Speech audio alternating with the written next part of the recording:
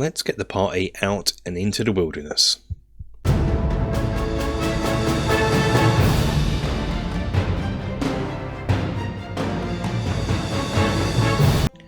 Hello and welcome to the Battling Barrow and another Mystara campaign game overview. This is probably one of the longest game sessions we've had, and this will possibly be one of the shortest videos explaining it.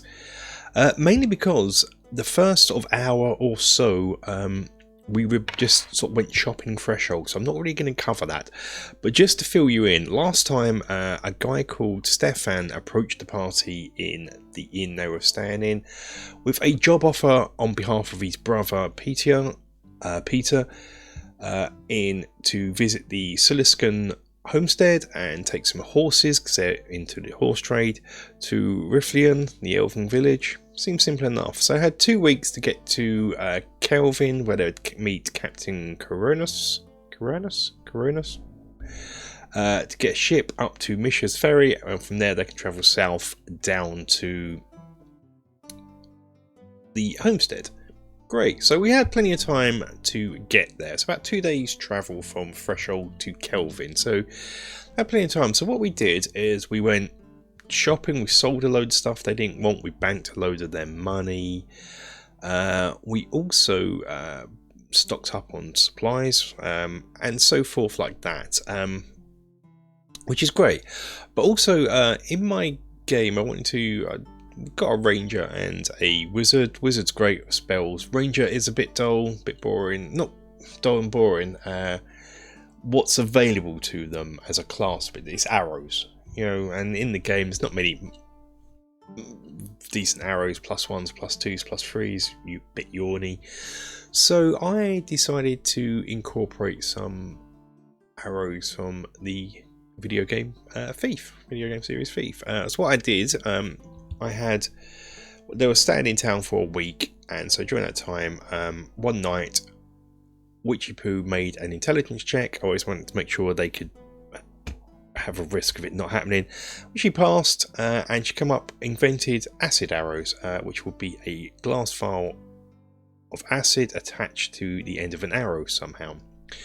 So they needed acid and a glass vial, and they've been to the apothecary shop run by Jasper, the meta fourth wall breaking wizard, and so they went to see him. And so they did, and they went, I'm Jasper, so you want to make acid arrows, eh? Just like the video game Thief. And the characters, they just understand the words, but they don't really know what it means, because Jasper is he's aware that he's in the game. We've met him before. He's aware that he's a character in the game, and he has old school stats. He has Becmi stats, even though we're playing sort of a weird hybrid 5th edition game. So they pay. He says how much it would cost for the research and the R&D and so forth, and so they pay him, and within a week they've got 5 acid arrows. Now we had the rules where it does normal piercing damage for an arrow, and then you roll 1d4, and this is how many turns the acid would continue to burn, and on each of those turns the person does an extra 1d6 acid damage. Great, you know, but these arrows are ridiculously expensive to buy, so that's why we've only got 5. It's not going to overpower things, and it's going to give the ranger options, some fun options to use. So with that, we decided it's now a week on, so we're going to leave town and make our way to Kelvin. There are 2 sort of main routes they could go down. One, the main road going past Riflian, and then past Verge to past Riflian to Kelvin, or a lesser trail that sort of takes you through the hills, passing near High Forge. I can never remember what the dwarven place is called. Anyway, it's probably hopefully be on the screen now. I kind of guessed they would take the main road for safety, but they didn't. They chose the other route. Now, I'd already prepared or not in any great detail, but quickly prepared some information about Verge and Riflian, just some names of places to say and what have you. It's not going to go to waste, it'll be used at some point in the campaign, but sometimes this is the danger where you can over prepare and your players don't take up on it. But not to worry, it's there if I need it for the future, which is great. So we travel along and I roll for random encounters. We get 2 over the course of the journey.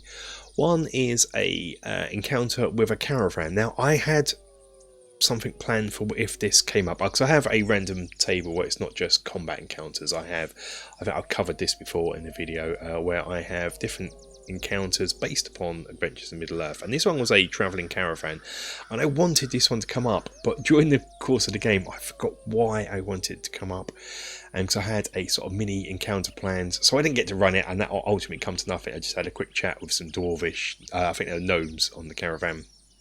Not a lot happened, that's on me, but I can run that again at some point in the future if it ever comes up. And the next one that come up was a wolf, a monster encounter, and it was with some wolves. Now this is great because the ranger has been wanting to have a wolf companion for a while, since become level 3. I've put wolves in places, even in the dungeon I had a wolf chained up in a room, or contained in a room somewhere in Castle Mystara, but they never explored that part of the dungeon, so it didn't come up. And so during the course of this journey as well, I've been sort of explaining there's wolves howling, and so I want it to be like the Hammer horror films, sort of atmosphere in the wilderness. That's what I'm going for with this world we're in. And so they've been dogged by wolf howling all the way through the journey. So when the wolf encounter come up, I thought that was rather fitting and rather lucky. So on all counts, atmosphere and the fact that the ranger wanted a wolf. Now the wolf was had a pack leader with it, which gives the wolves a higher morale than normal. So I'm using morale and monster reactions from Becmi, even though it's 5e. Really, the only rules I'm using in 5th edition are the cool roll a 20 against a target number, effectively, and the player characters, classes and races themselves. Apart from that, most of it is Becmi and 2nd edition, I believe. But anyway, so we have this wolf encounter, and it's quite a lot of wolves, and the ranger wants to have the wolf pack leader as his companion, so he's trying to keep that one alive, but that's making the battle harder, because each time a wolf, I'm rolling for morale, because their morale is higher. Because of the pack leader, they're staying in the fight, and the wolf leader, it's a good fight. I enjoy it, because of this nature, and the wolves keep coming.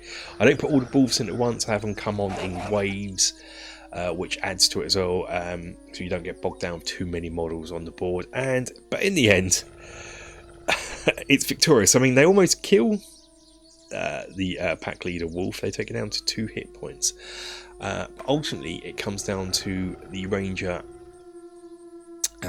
befriending it. Now, there's no actual mechanic for this in the game. You just get a companion, apparently, but we didn't want to do that, so we decided that he had to pass a animal handling test. He tries doing it in combat, and I make that a really, really high DC to get, which he doesn't do in combat. It lowers once all the pack leaders' wolves have been killed, and he's the only one. It does lower, and he retries and befriends it, and then also heals it as well, which heals it and then befriends it, so that actually lowers the DC quite a lot. And so now we have a wolf companion. Jettison, I'm doing away with the rules where the companions can't engage in combat and what have you, because that's just cumbersome and not needed, especially when I've only got 2 players. It's going to be an extra NPC, if you like, without having to worry about it being an NPC. So the wolf will be attacking in the rest of this story and the rest of our games. We make it the rest of the journey into Kelvin, where we meet up with the captain at the required time, and we board his ship thing, and we sail upriver, and it's all going lovely. It's a lovely journey. It's a sort of lovely spring day. Everyone's having a nice time until, whoom, the boat just stops dead, and they notice in front of the boat there has been a massive chain that's been pulled taut across the river. Before they even comprehend what's going on, there are cries from the riverbank, the wooded riverbank, and there is a load of bandits. They quickly recognise the players because they've dealt with them before. They are members of the Iron Ring, and they are not happy. They are looking... They're not the ones they've met before, but they're just evil anyway, and they're looking to capture the boat and maybe some slaves, some people to sell as slaves, because that's what the Iron Ring do. They're not very nice people. And so there are archers on the bank, and there are boarders swimming towards the boat, and wow, it's a massive fight does break out, obviously, at this stage. Everyone is fighting for their life. Most of the crew cower for their lives. The captain has a crossbow that he's loosing. There's magic going into the river. They try at first to hit the archers for some reason. The archers are in the woods. They've got quite a bit of cover. It does no damage. All this time the swimmers are making their way closer to the boat. The boat itself gives the people on board quite a lot of cover, so no one's really getting killed as such. The odd arrow kills one of the crewmen.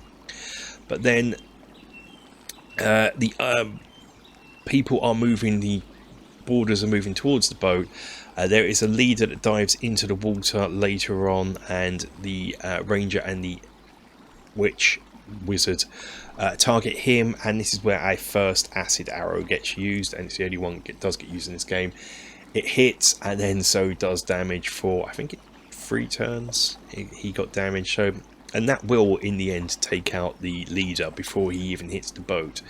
By this time the rest of the horde, as it were, have reached the boat, and a massive battle on board takes place. At this point, one of the crew members reveals himself to be a member of the Iron Ring and slays a crew member and tries to get to the ranger. The wolf is doing his part, killing things, and he attacks the betrayed crew member, the traitor, and the traitor shakes with fear as this wolf suddenly starts trying to rip him to pieces. Most of the crew, in fact all of the crew, die during this combat. The captain almost dies, and the players don't fare much better, but they do make it and survive. The bowmen at this stage slink back into the forest, seeing their time has passed. They jump off the boat, release it, and the captain says to the crew, to the players, that they're going to have to help row the boat. They're due to pick up some people at Mystara's ferry who can continue the journey, what they've got to do for the rest of the way, and that's what happens. At Mystara's ferry, the players bid farewell to the captain, and the crew member join. They hop off and they make their way to Mystara's ferry.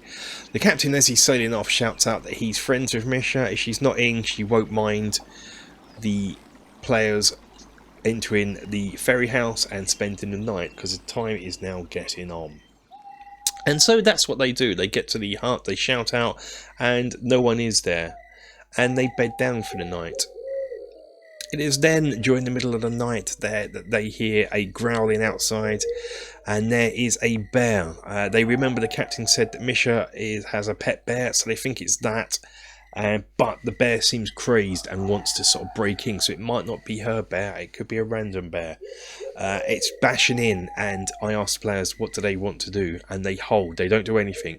Again, the bear starts crashing against the door and through the window, and again I ask the players what do they want to do, and again they do nothing, and at which point the bear loses interest and slinks away into the night. The next morning, Mystara still hasn't returned, so they just move on and leave it behind, the ferry behind, and make their way to the homestead. It's about a day's journey, and nothing happens during this journey. It's just a plain, ordinary journey. And as they get to the homestead, night is setting, and they can see flames up ahead. The homestead is on fire. And that's it. Thank you for watching. I told you this one would be short because whilst it was a long game, most of it was role-playing, shopping and things like that, and descriptions. But I hope you enjoyed this one.